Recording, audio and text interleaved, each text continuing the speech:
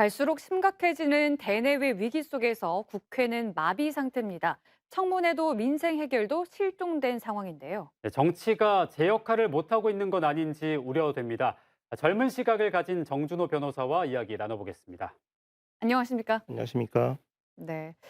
국회 원구성의 국회법 개정안까지 여야 강대강 대치가 장기화되고 있는데요. 때문에 민생 현안 해결이 늦어지고 있습니다. 해법이 있겠습니까? 예, 그야말로 첩첩산중인데요. 이 두 가지에 대해서 윤석열 대통령이 내놓은 해법을 보면 그 윤석열 정부의 대야, 지금 기조를 좀 확인할 수 있다는 생각이 들었습니다. 네. 말씀을 드리면 원구성 문제가 지연이 되면서 최근 국세청장을 청문회 없이 임명을 강행을 했고요.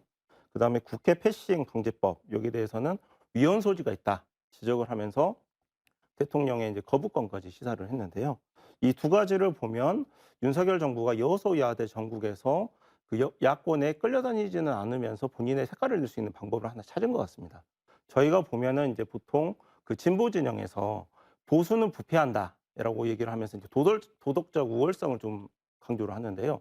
윤석열 정부는 법잘알, 그러니까 야권에 비해서 그 법 원칙적 우월성을 주장을 하면서 좀 전국을 하려고 한다는 느낌이 좀 들었습니다.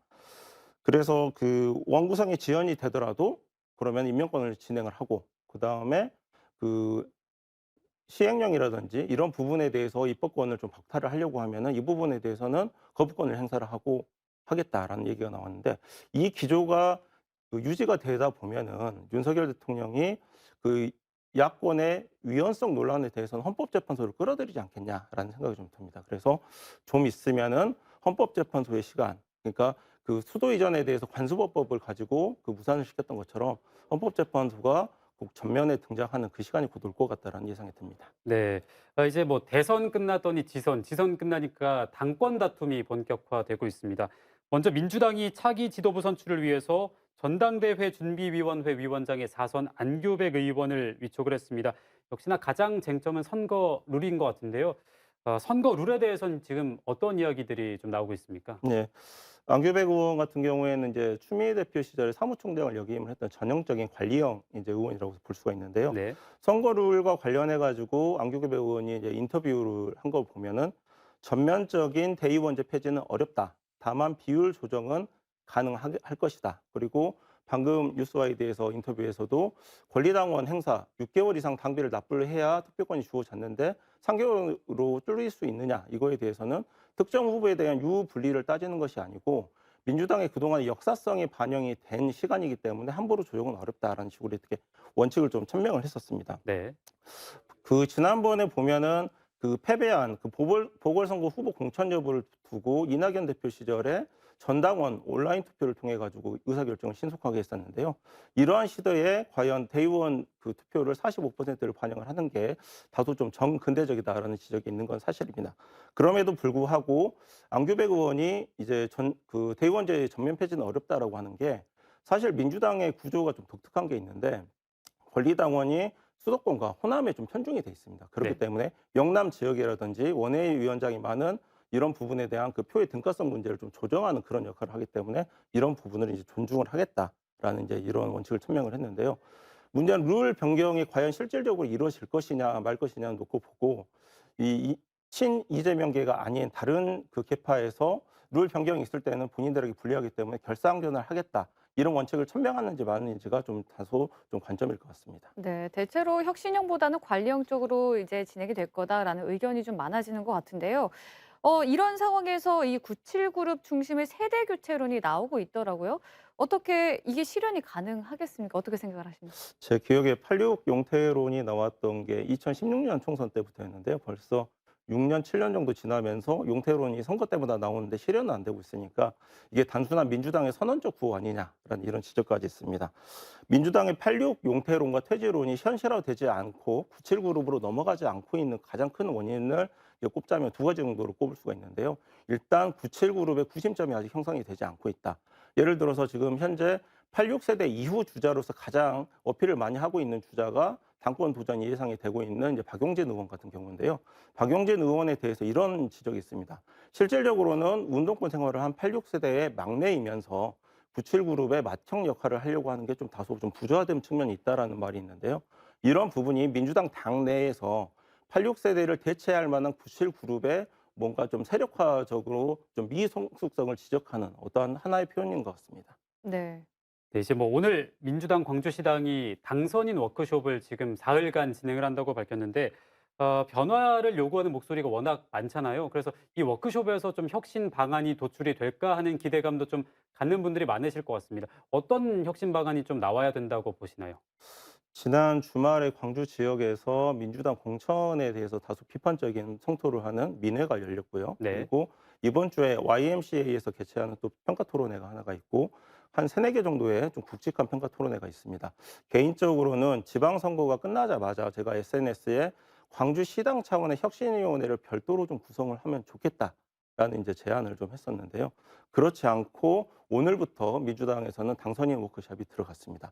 마지막 날 이제 혁신 결의안을 채택을 하겠다라고 하는데 지금 시민단체 영역에서 이렇게 민주당 공천 방식에 대한 문제점을 토로하는 평가위원회가 이제 토론회가 이제 계속이 되고 있는데 거기에 대해서 공식적인 입장 발표를 안 하고 당선인 워크숍에서 마지막에 당선인 상대로 하는 그 결의안을 채택을 한다는 게 과연 적절한지는 제가 좀 다소 아쉬운 부분이 있습니다. 네.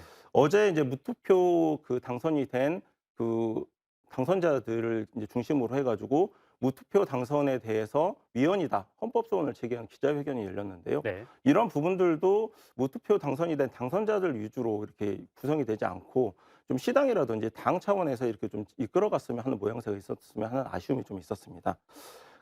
개인적으로는 이제 이 혁신안이 어떤 형태로 지금 나와야 되느냐를 좀 살펴보면 지금 민주당 관련해서 지방선거에서 가장 큰 문제가 투표율이 40%가 안 되는 37.7%에 그친 이 부분이 가장 먼저 지적이 되고 있는데 네. 그럼 민주당과 당선인 입장에서 그 투표에 참여하지 않는 60% 이상의 시민들이 시정에 관심을 갖고 다시 정책 의사 표현을 할 수 있는 이런 토대와 좀 무대를 좀 만들어 줘야 된다고 생각을 합니다.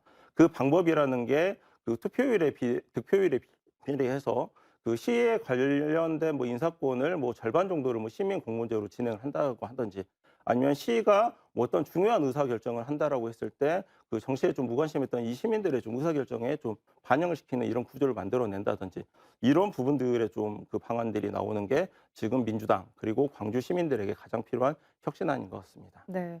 그래서인지 이 민주당에서는 이 광주 서구 지역위원장을 놓고 벌써부터 경쟁이 좀 치열해지는 느낌이 들더라고요. 뭐 일단 비례의원인 김경만 국회의원이 뭐 서구 지역 사무실을 낸다는 소식도 좀 들리고 있고 이 밖에도 양부남 전 부산고검장의 이름도 오르내리고 있는 상황인데요. 현재 서구의 분위기가 좀 어떻습니까?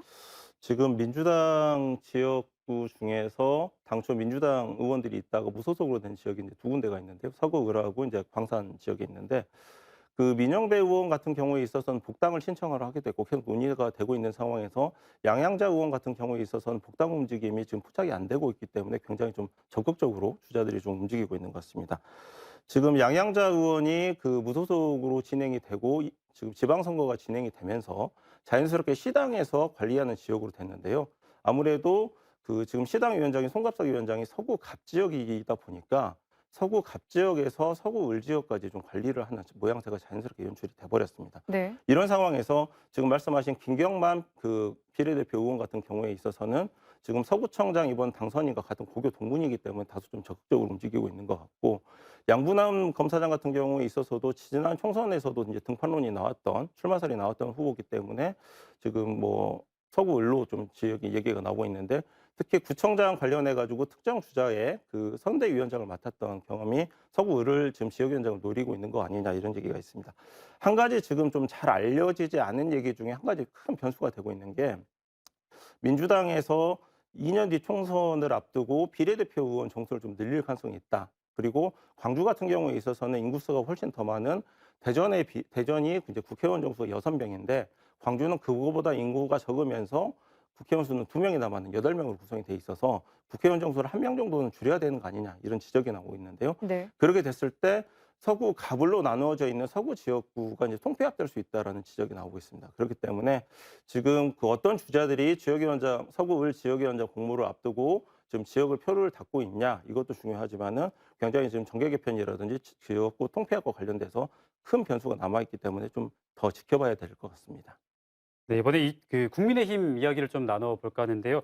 이준석 대표가 우크라이나를 다녀갔지 않습니까? 그래서 이번에 도착을 해서 자기 정치를 좀 해보겠다 선언을 했는데 이 자기 정치라는 게 어떤 방향으로 좀 흘러가야 된다고 보시나요? 자기 정치라는 단어에 대해서 긍정적인 어감을 갖는 사람은 많이 없을 겁니다.